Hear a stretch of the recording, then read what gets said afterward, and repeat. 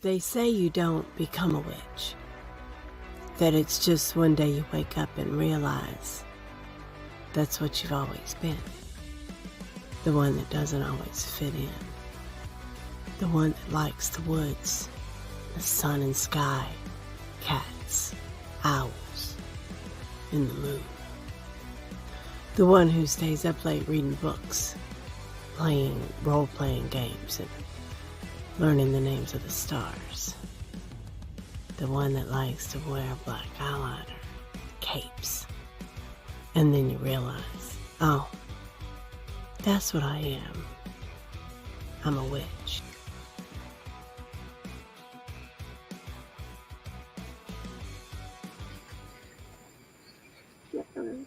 Hello, witches.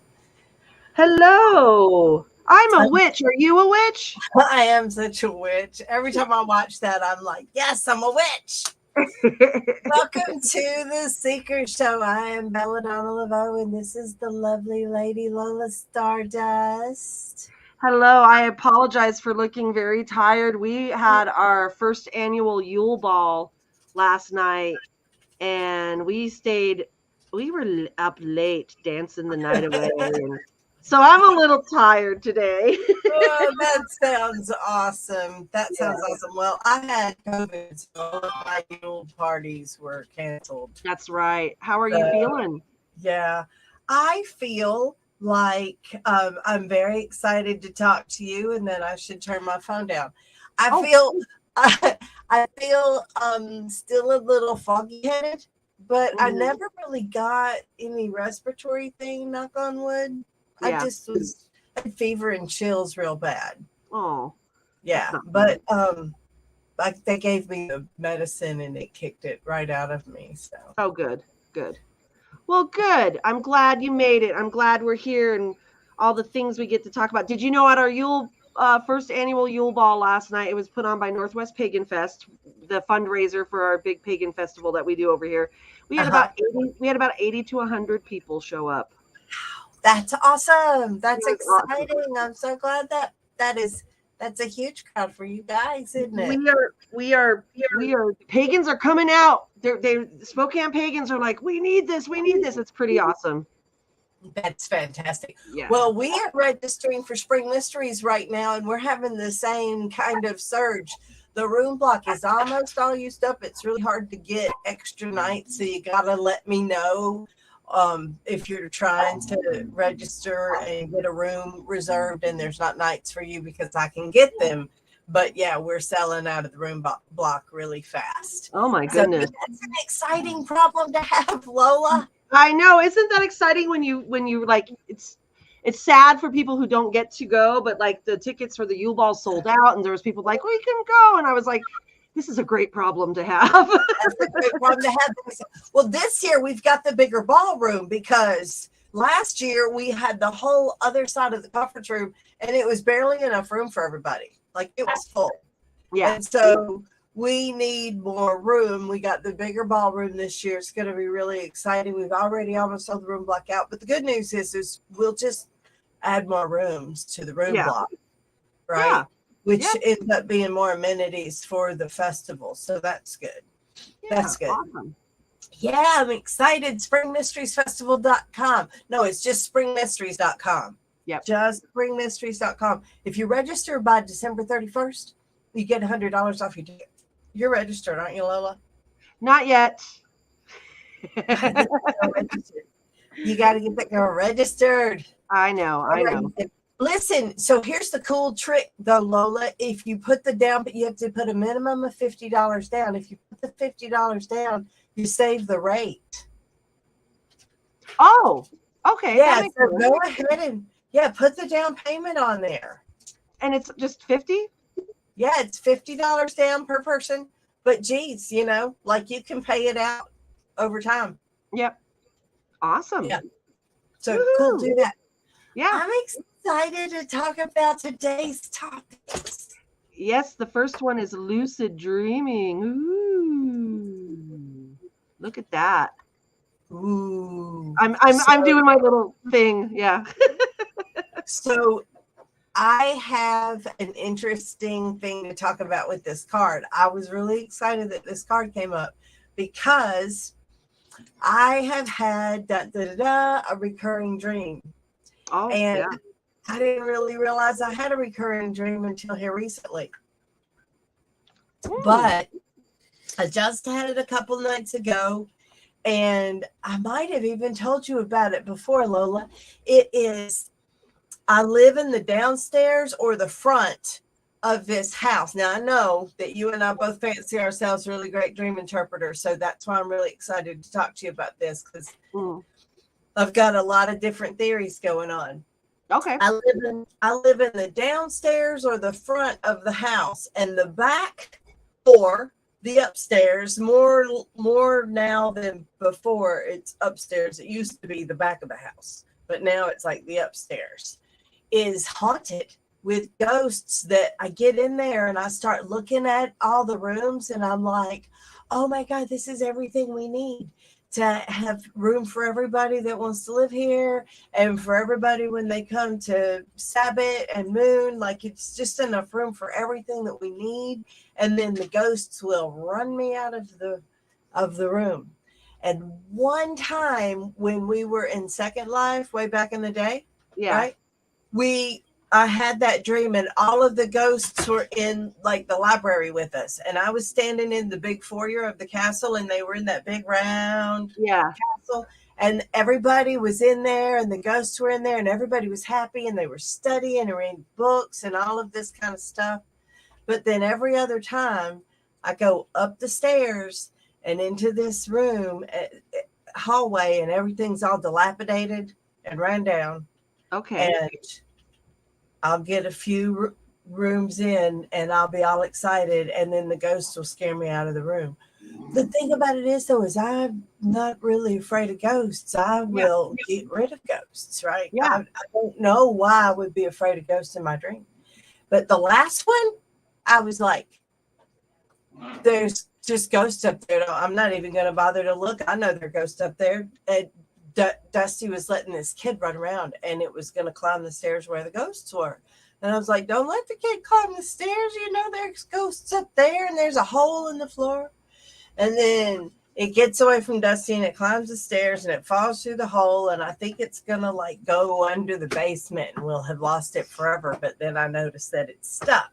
So I go up there to get it, and I grab it by the hands, and I look up, and I know that those ghosts are going to come at me any minute. And I wake up going, God almighty, what's going on? You know.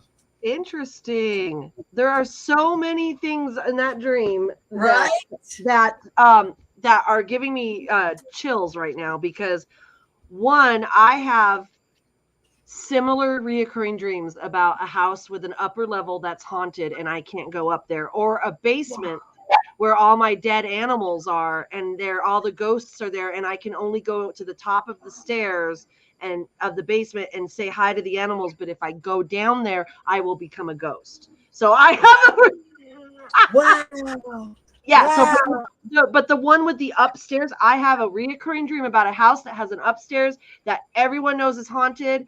And I go up there real quick to look at all the space. I'm like, we could live up here and we could do all this stuff. But then I got to leave because of the ghosts. And I'm not afraid of ghosts either. So this is what I think it is.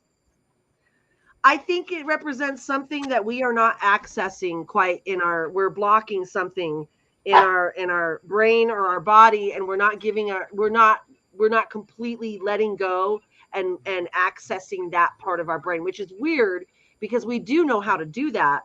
But I think there's something that might be still unrevealed to us, and we're a little bit afraid and a little bit hesitant to go there, because once we go there in our mind and in our magic, it's on like Donkey Kong. It's going to be like, I feel that's what I get from mine, and so that's what I'm getting from yours. That is just a theory. Yeah. It's as good a theory as any. I worked with my healer on Friday, and what she said was to go into meditation and envision the space and clean it out, put flowers in it, put fresh linens and everything, sweep it all out, get the cobwebs out, and tell the ghosts that you're going to take care of the house now and that they don't have to be alone. Yeah. You're going to take care of everything. So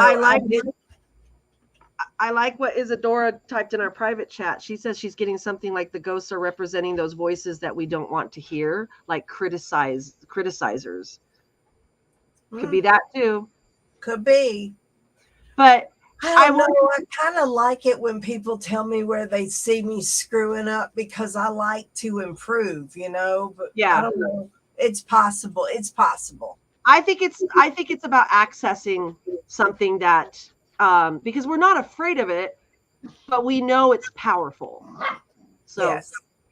Well, lucid dreaming is one of those kinds of things where you're not afraid of it. You know it's powerful. Sometimes you get there, sometimes you don't. And it's the kind of thing where you need a journal. Mm-hmm. Your handy dandy journal comes in. You know, you need to put a journal by the bed, wake up in the morning, journal.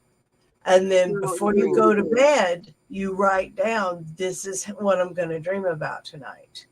Yep. And I'm gonna see a red shoe, and I'm gonna put that red shoe on, and that's gonna trigger that I am aware of myself in a dream state. Yeah, that's what lucid dreaming is about, right?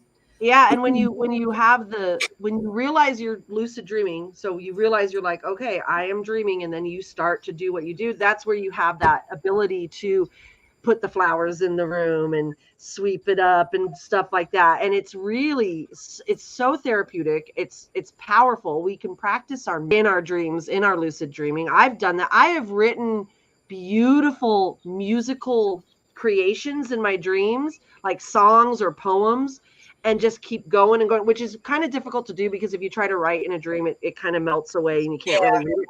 But I hear the words. I hear the words in my head, and I will just form these poems or stories, and I will wake up and I'll write them down, and they've become really great short stories. Or, but yeah, you can practice your spell work.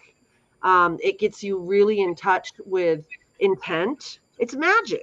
We're doing magic. Lucid dreaming is magic. Dreaming itself is magic. If you can, I happen to be friends with a bunch of dreamwalkers. One of my friends who's a dreamwalker is very good at it, very aware at it. She gets between the worlds, and she can just do whatever the hell she wants to. Yeah. And sometimes she'll show up in my dreams, and I'll be like, uh-oh, what's going on? Because I know who it is and why. I think it's really neat that this card's got red shoes. She's got red shoes on, because noticing red shoes is how I was taught to do lucid dreaming. That's interesting. Yeah, because I've never heard I've heard about noticing red things, because I always go to red right away in my dreams. Red is the color I remember. Whether it's a red table, a red door, a red, jacket or whatever. So I thought I was the only one that did that. I did not know that that's actually a thing to recognize red. Yeah. That's the thing. Well, red. Okay. So red is the first color that babies see. So on the other side, they say you dream in black and white. Well, the first step is to see red. And if you're looking at your feet, you're connected with your subconscious, because your feet are your subconscious, right? So you're aware that you're dreaming.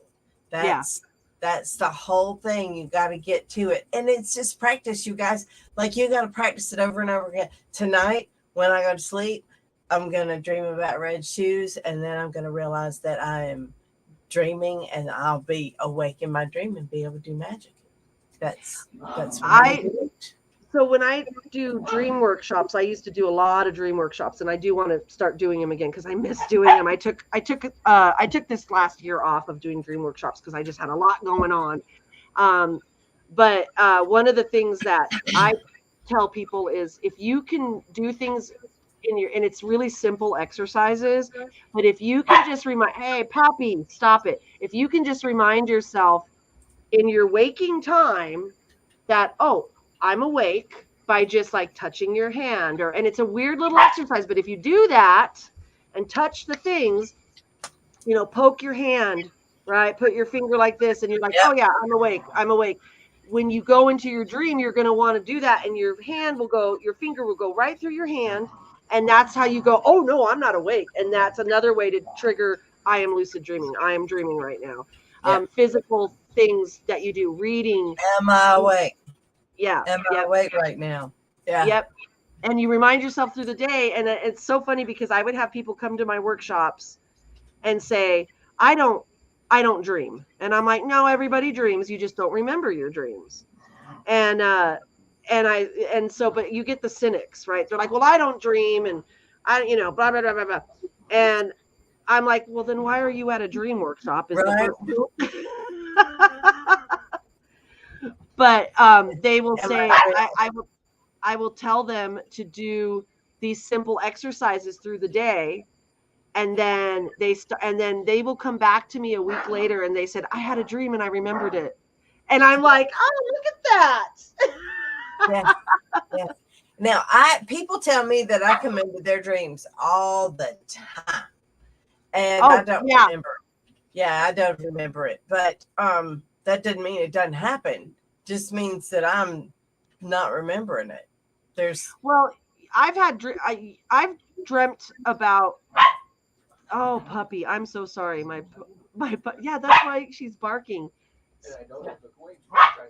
She wants to play. Go take her outside. Throw a ball. Leave her outside. Sorry, we got a corgi that just is vocal.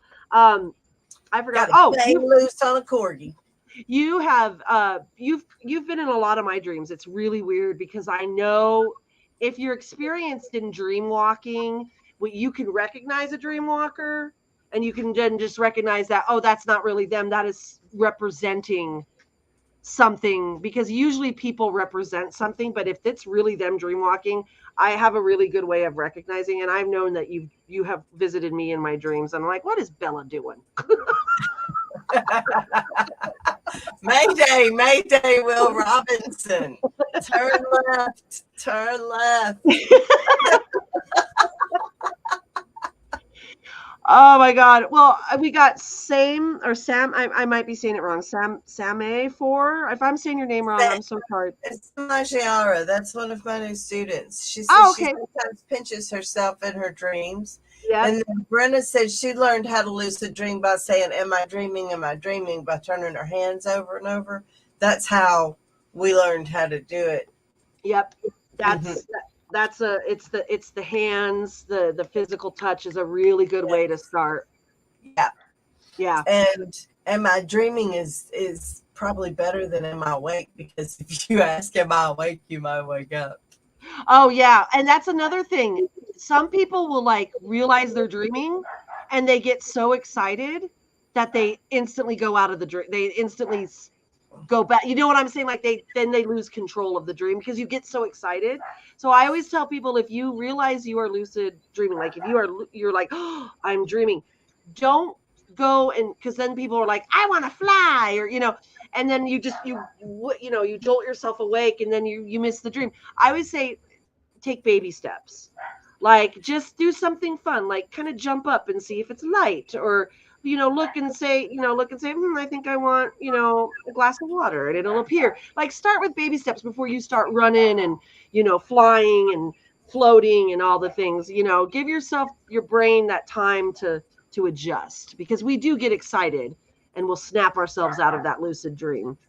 So I became Red Sonja on the deck of a ship at night with the wind blowing through my hair, and it was so real that I woke up and went, no way, man, that was way too cool, and I went right back in. Yep.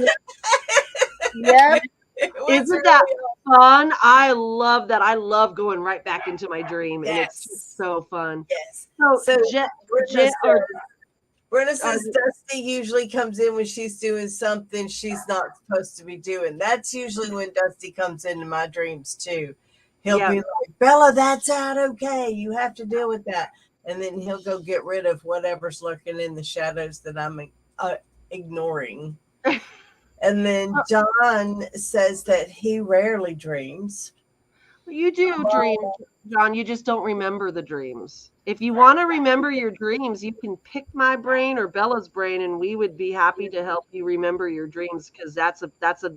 If you want a lucid dream, you got to remember your dreams. You got to work on remembering your dreams first, and that's where the dream journals come in handy. Yeah. And yeah, Yeah. And you have to direct yourself to dream, to remember your dreams. yeah. I keep my broom handy when sleeping and dreaming if I need to nip my dreams in the bud. Oh, I like that. Interesting. Brenna says, Lola, how did you know my first lucid dreaming experience? I flew for a little bit. That's awesome. Yeah, because that's what everyone wants to do. Yeah. Heavy THC user, I rarely remember anything about them. That is actually a real thing because there are medications that can affect your ability to dream. I am a fan of the THC myself. It actually helps me sleep better and it actually helps me dream better because I get that nice REM cycle of sleep. You have to get REM cycle before you can dream. And some people just don't get to that REM, but some people go so deep that they don't remember. But what I suggest, John, is, when you wake up and you had a dream and you can't remember it, what's the first feeling you feel? Write it down. Or is there something that sticks out? Like, why am I remembering, a tablecloth? Or, God, I woke up and I feel so anxious. Write it down. Write it down, because when you start getting into that, because you're not going to remember everything, but our bodies, our brains are going to say, give us little hints here and there, like a feeling or a smell or even the smallest thing, a pair of glasses, like write it down throughout the day. And when you start practicing that, you're training your brain to remember your dreams, and it really does work. Yeah, your brain will go, oh, we want this is necessary information. We need this information. I didn't think we needed this information. I've been over here deleting childhood memories to make room for how to play Mortal Kombat. I mean, not Mortal Kombat, was the new one.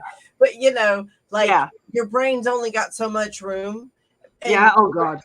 So if you decide that dreams are important, then your brain will decide to remember them for you. And it's harder if you smoke. It's also harder to see auras if you wear glasses. I mean, we all have our struggles. It's not impossible. You can totally do it. It's just about intent. It's about intent, and it's, if you want it and you practice it, it's like anything in life. If you want to lose weight, you got to commit to something. If you want to build muscle, you got to commit and do it. If you want to remember dreams, you got to commit and do it every day. Write something down that comes to your mind and practice that. And then your brain will just be like, and then it will just know what to look for and what to recognize in your sleep. Yeah, it builds up synapses. Speaking of which, the school this session, it's starting in January. There's a elective with Lilith Three Feathers on dream work. Yes. So you might be interested in checking that out if you want to learn how to work with your dreams. She is very good. I highly recommend the school. I built the school. I'm no longer dean. I'm so proud of it for making it and being able to run with me as a dean regent and not running it. Bless everybody's heart. I do get to teach there still, though. So, but yeah, it's a great session coming up, and I think that's worth looking into. So what if you got this card in a spread, Lola? Well, if I got this card today, it would remind me that I haven't lucid dreamt in a long time because I've been so preoccupied with all the stuff going on. So it would just tell me, hey, get back into your dream journals and get back into teaching your dream workshops, because I do miss them. That's kind of what this is telling me right now. Yeah, I would say if it was me, I would say that I needed to spend more attention to my dreams again, because your path spirals around, right? And it's the dark half of the year. We're coming into Capricorn, Aquarius, Pisces, and that is when you should go inward. And so I would think it's time to start looking at my dreams again. Yep. Because just had that recurring dream that we discussed. Yeah, and I think that's so. Oh my God, Bella, you and I have weird connections. You and I have a weird connection about the movie The Exorcist. We've talked about that. And there's so many things that you will say, and I'm like, is she in my head? Because When are we getting your moon? That's what? When are we getting your moon then? I was gonna wait until my both my parents passed away. So I'm waiting for my mom. No, that's terrible. But I have bangs, so I could cover. I do want to get my moon. I really, really do. Yes. I've been wanting that. But Yes. my parents would be like, face tattoos. But it wouldn't shock them. It wouldn't shock them. Well, what do you think if you were to get this in a card, you guys? What do you think it would mean to you? Yeah, we got a couple comments. Sam, how do you pronounce Sam's name? Samajayara. Samajayara. Samajayara. Samajayara. Well, that's yes, beautiful. Samajayara. Isn't that beautiful? Samajayara. I had to say it many times. Samajayara. Well, looking at this card now, it is telling me that I am not listening to my inner self or goddess enough and need to make room to do so. I often get wonderful messages from goddesses in dreams. Oh, well, Hecate is very, very well known to be coming into people's dreams. That's one of her realms. That is one of her ways of communicating. She claims you in your dreams. She claimed me at a very young age with dreams, visiting me in dreams as a child. I look back on it now and go, oh, I've been a child of Hecate for a long time. And also spiders. Spiders were very attracted to me as a child, and they still are. And I'm like, that must be Hecate also. Hecate's great. What is Samaje says, dream on, you have a message waiting. Ooh, I like that. Nice. And then we could sing, dream on, dream on. Yes. I really like the projecting yourself into the dreaming too, because a lot of, like what I was talking about earlier, where you just project yourself into the dream, you see the space, you clear it all out, you put flowers, you open the curtains, you change the vibe of the space in conscious waking, and open the windows and let all of the air in, and then it's very much the same kind of magic. You're just doing it while you're awake. Yeah. Yeah. Oh, I like Brenna noticed the third eye in the dream on the little flying angel thing. I know. It's such a pretty card. It's so pretty. It makes me want to go and just take a lavender bath and like get in comfy pajamas and then just Is that a dream journal on the bed with her teddy bear? Yes, it is. Oh, there you go. Yeah, isn't that cute? And the dream catcher and she doesn't feel comfortable. The dream catchers are really cool, you guys. If you're worried about your dreams, it catches all the bad dreams. Yeah, and lets the good dreams filter down. So it protects your dreams. And then in daylight, they all disappear. I had a conversation with someone though that has a lot of nightmares, and they're like, how can I stop my nightmares? And I'm like, well, let's talk about this for a sec real quick. Because sometimes those nightmares, just like your good dreams, are trying to tell you something that you may not want to see. And if you're still having like a lot of nightmares, it's time to start interpreting those nightmares, working through it and processing it. So do you really want to shut that down, or maybe face it, work on it, and then you'll stop having the nightmares? So that's something to think about, because there are people who like, I just have nightmares and I can't stop. And it's like, well, let's treat it differently. Let's treat it like any other dream and look at it and let's talk about it, because I have nightmares, and nightmares to everyone are different. You know what I mean? Like my nightmares are, a nightmare to me is when something happens to my children in my dreams. That is a nightmare that I have, where I can't get a hold of them. There's like some world apocalypse thing happening and I need to be with my family before the world ends, and I cannot get to my kids. That is the worst feeling. And I started realizing when I was having that dream, hey, that we're gonna put a muzzle on that dog. When I was having that dream that I was, it's always when I'm having some struggles with the kids at the time. So if they're having mental health issues or we're not getting along or whatever, it's that feeling of not having that connection with them.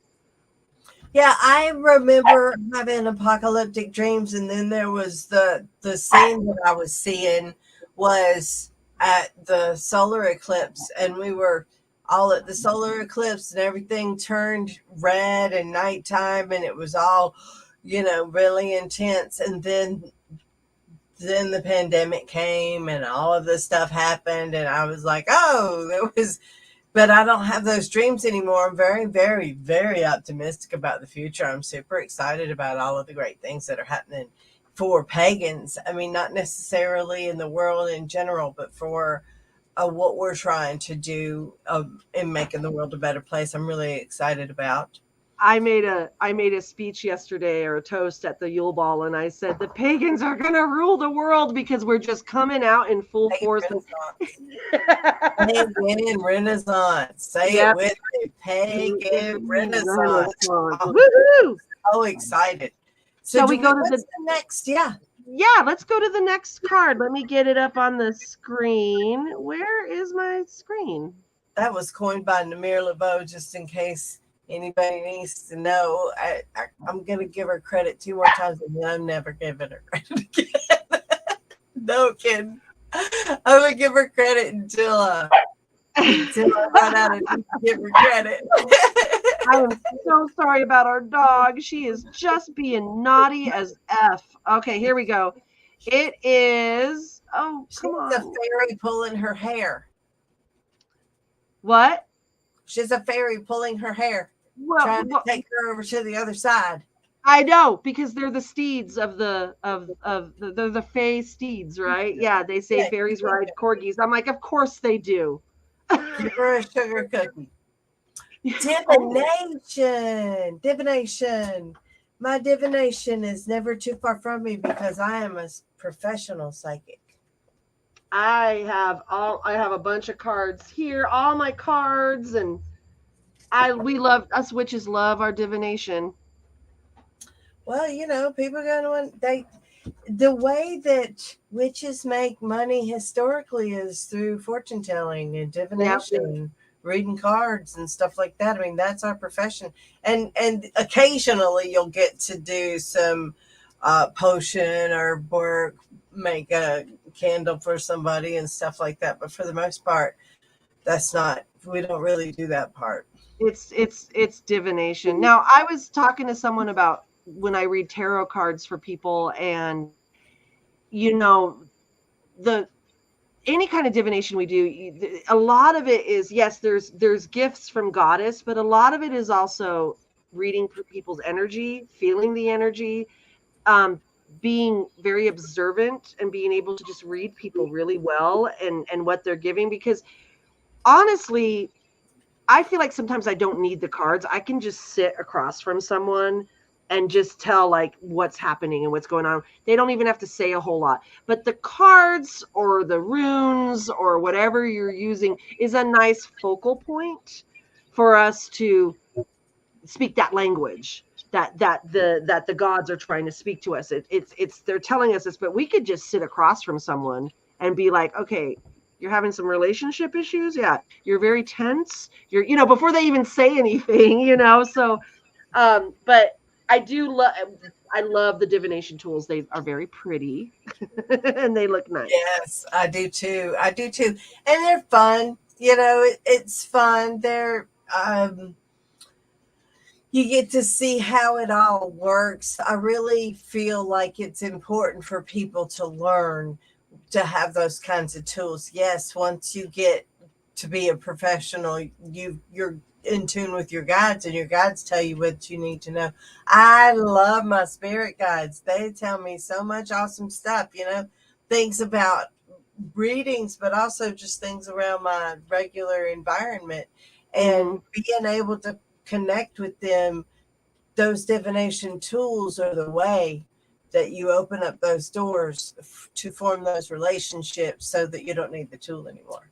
Yep. Yeah. And it's always was told, the magic is in the witch, not the tools. And some witches, and I'm not saying this is a bad thing, because there's different schools of thought on it. But some depend too much on those things. Like some people are like, they want to look at it literally. They want to be like, whoa, the literal meaning of the card or the rune or whatever. And sometimes you just got to close your eyes. And what do you feel? What are you feeling is being told to you? I mean, we do it with these cards anyways. When we ask people, what do you think this card would mean? That's divination.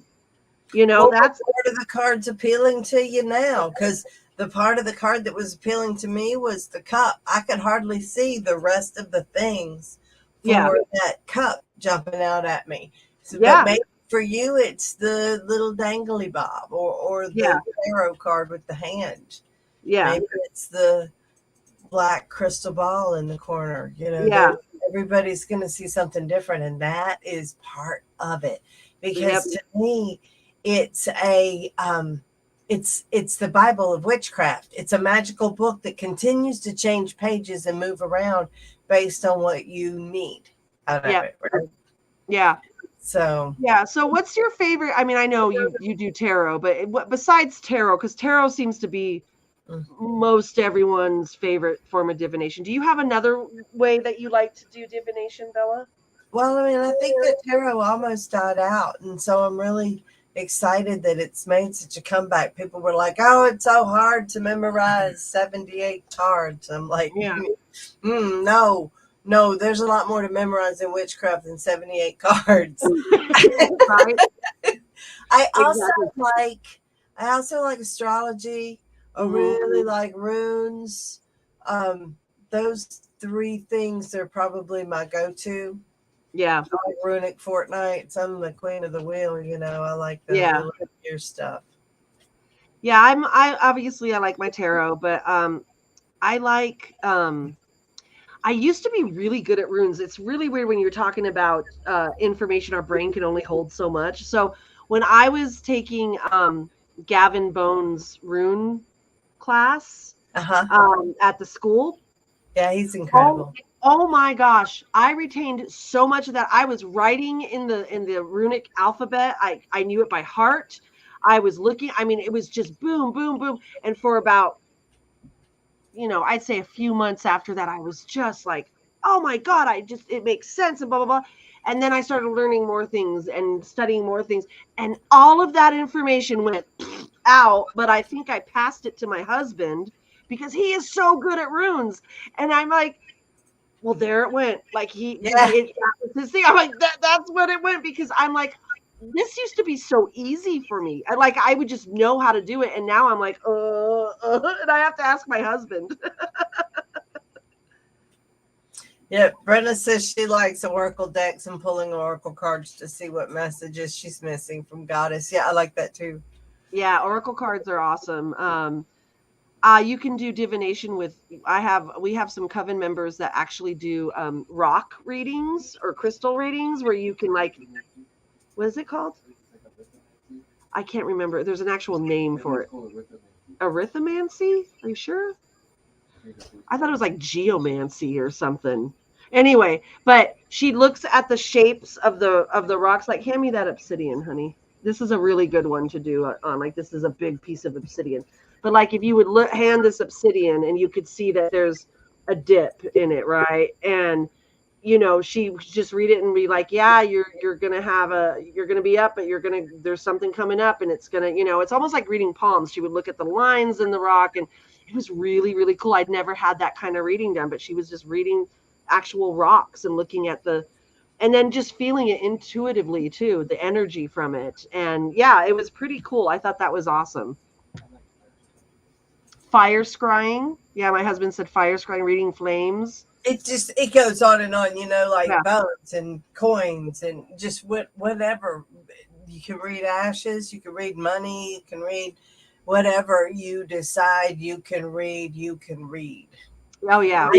I know a girl who went, check this out. I used to do this thing in high school. I would be like, do you want me to read your lines? And people would be like, sure, read my lines. And she said, I'd get a piece of notebook paper and I'd take a pen and I would just scribble a bunch of lines on a piece of paper, like real intuitively.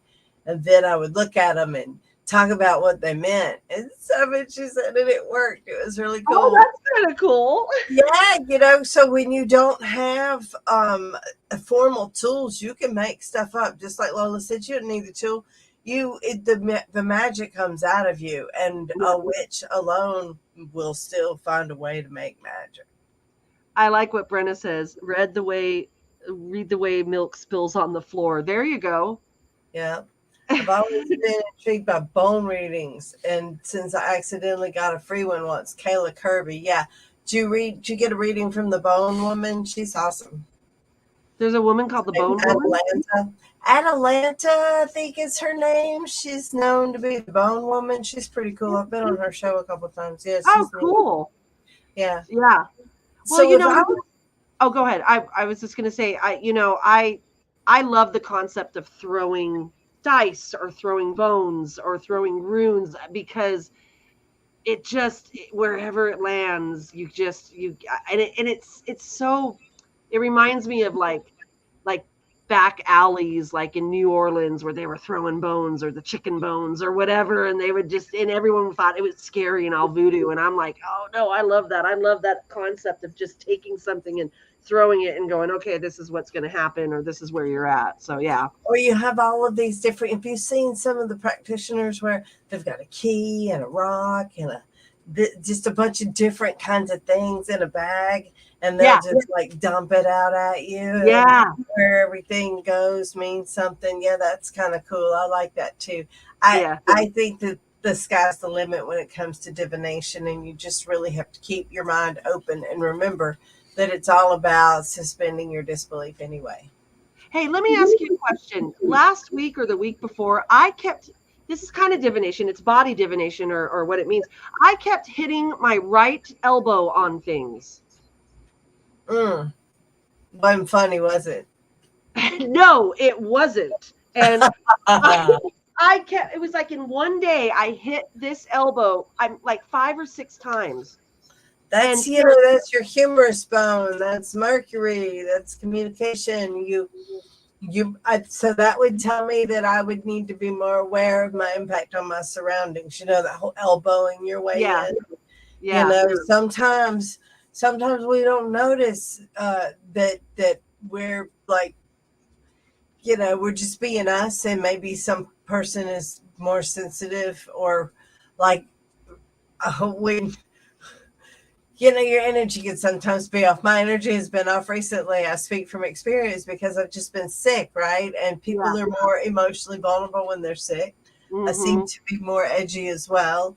So that would be elbows. I'd be careful. I'd be like, okay. Well, I haven't hit it. I haven't hit it since, because I was like, what the heck? Maybe the universe is telling me just pay attention to walls and stuff, because I was like, pay attention to your surroundings. Yep, or I'm too much in a hurry. Well, and that's the symbolism. That's divination, right? So what's happening is everything's happening all at one time. And so if you can read the symbols, like I just said, with the elbow in your way in, right? So where does that fractal out into your universe and other areas? How does that reflect in other areas of your life? That's divination. That's how you look at it. A card will say X, and then you have to figure out how that reflects in somebody's life. Yep. So anyway, I love divination. I do too. Witches love their divination. So Bella, if you got this card, what would it mean for you right now? I would interpret that as it would say, ask Goddess, sit down with a cup of tea and pray. Ooh, I like that. Yeah, it's weird that, because you pointed out the cup, and this is going to be, I've looked at these cards many times, and I don't know if I noticed the cup. Isn't that funny? That's how it is, though. That's how it is. I think I didn't notice it because I just thought it was a background like cup of tea, but it's actually saying, read tea leaves or whatever, and then that eye on there. But I noticed the candle and the card and the pendulum and the bones and the Ouija board. And when you said the cup, I literally was like, what cup is she talking about? So what does that mean? Like, maybe I need to expand my view. Or the cup, it wasn't the cup's turn to talk to you. It wasn't the cup's turn to talk to me, but now it is, and now I'm wanting tea, and I want to read some tea leaves. Yeah, like, I mean, that's just. Yeah. Like Brenna knows, we have this evening ritual of sitting down and having really nice tea, like not like nice loose leaf fancy tea, and we really like to sit down and pick something that's just the right mood and have a vibe and just kind of get into that tween space, because that's where magic happens, right? Oh yeah. Larissa says, I thought it was a solid rectangle at first, the cup and card, it all blended together. Okay, yeah. That's funny. And then Brenna says, embrace the water and emotions, Lola. Oh my God, if I embrace my water and emotions more than I already am, I'm going to turn into a prune, because I just...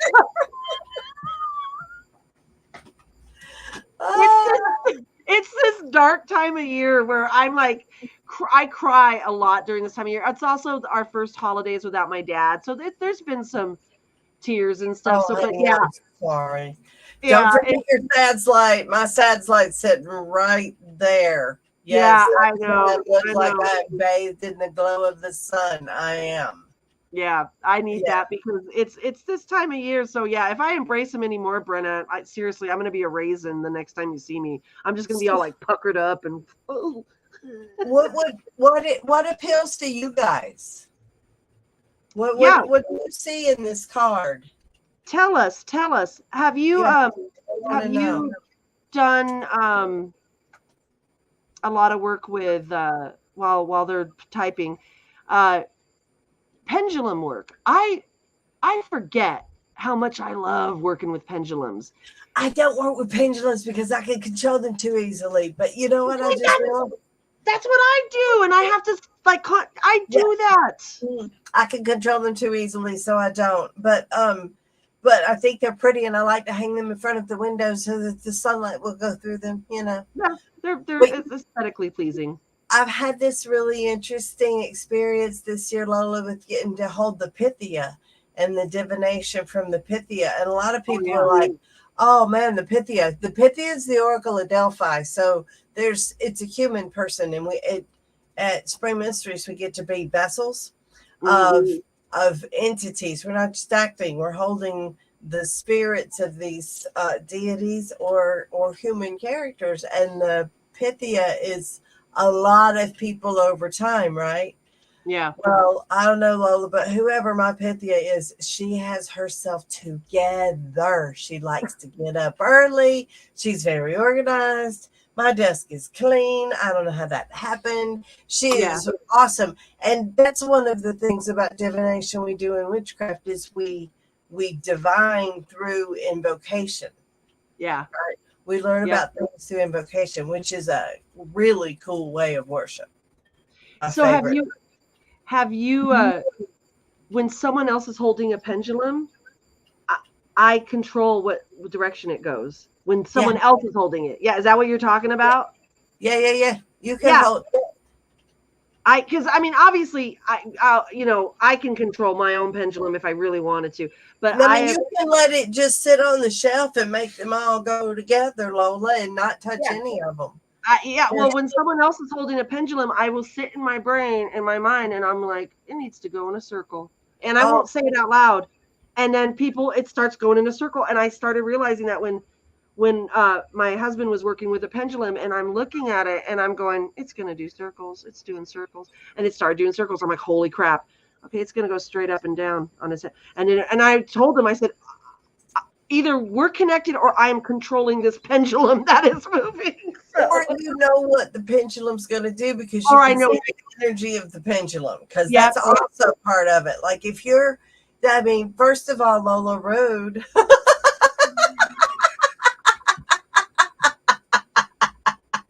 But maybe you're just seeing the energy changing around the pendulum and you know ahead of time. It's like when I'm in dance class, I know the moment, I know a split second before the dancer moves what we're going to do next. Yeah. It's an energy. It's an energy thing. You know that flow. You see it right before it happens. Yeah, that makes sense. Yeah, We've got someone that says the very first pendulum, Kayla says the very first pendulum I bought to use for divination broke within the week I got it. Yeah, that happens. I drop them on their tip and break them, and it makes me so. Brenna says, oh, go ahead. I only use the pendulum to read for myself since my energy is moving through the pendulum and moving it. You know, there is an argument there. Thank you, Brenna. When you aren't sure what you want and you get the pendulum out, suddenly you know which way you want the pendulum to go, and you know now what you want, and you don't need it to tell you anymore. So that's really good. Yeah, pendulum and dowsing rods, they are fun. They seem to mostly go the way I am thinking, though. Yeah, but then that I like that you just said that. That means you've already answered your question. Yeah, if you're already, you know where you need to go, or you know where the water is, or you know where your lost keys are, or whatever. Yes, it's a validation. Yep. It's a validation. Yes, okay, I thought it was over there. I'm going to go over there. And then eventually you just don't need the dowsing rods. Yep. Yeah. That's awesome. I love that. I learned something new, because I always thought, why are pendulums? I have fun with them, but I have fun with them because I'm controlling them. And I just think it's kind of a cool little. They're a fantastic party game. Yeah, that's what I was going to say. It's like a nice little parlor trick, you know, like, putting out the fire with punching out the fire and controlling the pendulums. Yeah. Yep. It's fun. It's fun to do. But there's meaning to that you said, hey, you already know. It's just validating what you already know. Yeah. Larissa says, I have never thought of it like that. I just thought I was making them do what I wanted. Well, you are, because your subconscious already knows what decision you need to make. So your subconscious and your energy is going, you know this. And we're going to show you it's this way. Or I learned something new. I love that. Alana says, I had mine pinned to a shelf edge once, had mixed but accurate results. Yeah. Awesome. Well, anything exciting coming up? Well, springmysteriesfestival.com. Springmysteries.com. Springmysteries.com. Yes. I always mess it up. Springmysteries.com. And it's the most iconic festival that I can ever imagine. It's the continuation of the ancient rites of Eleusis, and it's an initiatory experience. You got to come. Used to be held in ancient Greece. Now it's just in Washington State. People come from all over. It is 38 years in running, and if you're pagan and you hadn't been and you don't know about it, you should look it up on Google. Yes. Spring Mysteries. Yes. It's a very emotional, powerful experience if you haven't gone. Yeah, I highly recommend it. Come see your mother. It's where the gods walk the earth. Yeah. So we have next week, we're doing two topics. We're doing Summerland and astral work. Nice. We just talked about Summerland last week with our Discord one, and that really got some really cool conversations coming up about Summerland, because it really makes you think, what do you believe in our afterlife? Where do we go? And it's a fun discussion. It really is. So I'm looking forward to it. I'm looking forward to it. Well, thank you so much, my beautiful Lola. It's so good to see you. I'm glad we're back on track for a while, because I've missed you. I'm like, we got to get back into this. Life gets in the way. People get sick, but we're back. I went to Paris, and then I got sick, and had a loss. Yeah. And it was like, whoa, okay. But we're back now. But we're back. We're back. Okay. I'll see you next week. All right. Goodbye, everybody. Bye, everyone.